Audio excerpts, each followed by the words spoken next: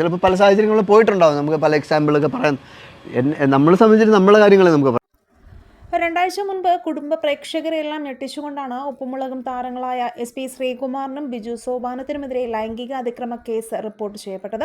ചക്കപ്പഴം, ഉപ്പുമുളകും എന്നീ സിറ്റ്കോമിലൂടെ ശ്രദ്ധിക്കപ്പെട്ടവരാണ് Biju സോപാനവും SP ശ്രീകുമാറും.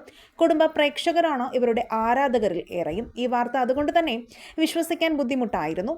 Serial ചിത്രീകരണത്തിനിടെ ലൈംഗികാതിക്രമം നേരിടേണ്ടി വന്നു എന്നായിരുന്നു നടിയുടെ പരാതി. ബിജു സോപാനം, SP ശ്രീകുമാർ എന്നിവർക്കെതിരെയാണ് നടി പരാതി നൽകിയതും. ഇതിൽ ഒരാൾ ലൈംഗികാതിക്രമം നടത്തിയെന്നും രണ്ടാമത്തെയാൾ ഭീഷണിപ്പെടുത്തിയെന്നുമാണ് പോലീസ് പറഞ്ഞത്. സമീപകാലത്ത് നടന്ന സംഭവമാണെന്നാണ് റിപ്പോർട്ടിൽ പറയുന്നത്. അതിനെ തുടർന്ന് നടി സീരിയലിൽ നിന്നും പിന്മാറുകയും ചെയ്തിരുന്നു. ആദ്യമായാണ് ഇരുവർക്കുമെതിരെ ഇത്തരമൊരു ആരോപണം ഉണ്ടാകുന്നത്. കേസും വിവാദവും വന്ന ശേഷം ഇരുവരും മൗനമായിരുന്നു. ആരോപണം തള്ളിക്കൊണ്ടോ സ്വന്തം ഭാഗം വിശദീകരിച്ചുകൊണ്ടോ ഒന്നും തന്നെ രംഗത്തെത്തിയിരുന്നില്ല.